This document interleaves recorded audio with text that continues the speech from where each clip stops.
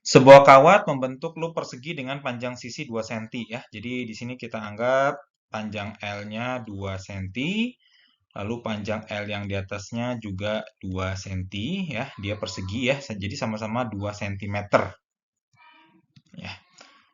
Oke, ya, nah ini nih biar nggak ini ribet ya. L 2 cm, kemudian hambatan dari kawat adalah 0,2 ohm. Loop ini berada di dalam medan magnet yang arahnya keluar bidang kertas ya. Jadi arahnya keluar, lalu medan magnetnya makin ke atas sumbu Y dia makin besar ya. Dan semakin waktu berlalu juga dia semakin besar ya. Jadi B sama dengan 3TY kuadrat, T kuadrat Y maaf. Kemudian pada saat T sama dengan 2,5 detik, tentukanlah besar gaya listrik IMF yang diinduksi ya. Jadi dengan menggunakan persamaan Faraday, GGL yang dihasilkan adalah d flux per dt gitu ya. Ini hukum Faraday-nya. Nah, kalau nanti kita masukkan hukum Lenz, maka tanda negatif ini menunjukkan bahwa IMF yang dihasilkan itu harus melawan perubahan. Jadi, ini adalah hukum Lenz yang sifatnya lebih philosophical gitu ya. Jadi, ini maksudnya adalah hukum Lenz, dia melawan perubahan.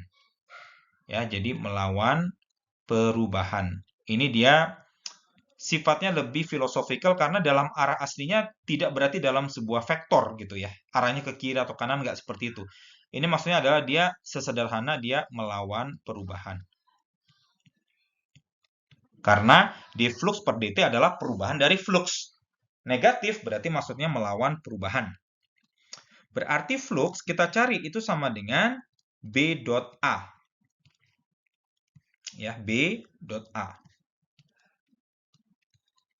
Nah, di sini arah B dengan arah A sudah searah gitu ya. Jadi arah B keluar, arah area juga keluar. Arah areanya juga keluar gitu ya. Jadi sudutnya ini sudah 0 derajat. Cuma di sini B-nya dia bervariasi terhadap Y. Maka di sini kita tidak bisa langsung mengalihkan B dengan A, tetapi kita gunakan ini adalah DY, lalu A kita masukkan sebagai DA adalah L dikali DY. Berarti D flux adalah sama dengan BL DY. Ya, kemudian kita masukkan fluxnya, D fluxnya maaf, B adalah 3T kuadrat Y dikali L dikali DY. Ya, L-nya konstan, berarti flux bisa kita keluarkan nanti gitu ya, 3T kuadrat L, kemudian menjadi setengah Y kuadrat, diintegralkan dari 0 sampai L, berarti nanti total flux adalah 3T kuadrat kali L, ya, dibagi 2 dikali L kuadrat. Ya, sehingga total fluxnya nanti adalah 3T kuadrat L pangkat 3 per 2. Ini adalah total flux yang menembus, ya, sepanjang waktu. Kita masukkan L-nya 2 cm. Berarti fluxnya sama dengan 3 per 2 T kuadrat dikali L-nya adalah 0,02 pangkat 3. Ya, jadi fluxnya nanti akan ditemukan sama dengan 1,2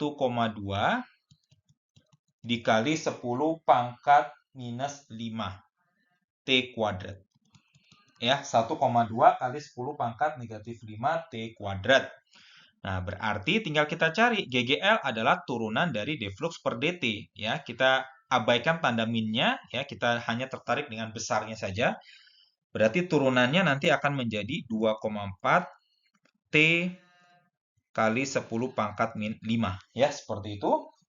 Sehingga kalau kita masukkan T-nya 2,5 detik, maka GGL yang dihasilkan sama dengan 6 kali 10 pangkat negatif 5 volt. Ya, ini adalah besar gaya gerak listrik yang diinduksi dalam loop tersebut. Lalu kemana arahnya? Nah, sekarang kalau kita lihat dari persamaan, ya kita lihat dari persamaan flux di sini, ya semakin T-nya semakin besar, itu fluxnya juga semakin besar. Sehingga flux yang arahnya keluar ini semakin besar. Maka arah dari arus dia harus searah jarum jam. Supaya apa? Supaya menghasilkan GGL induksi ya yang melawan perubahan.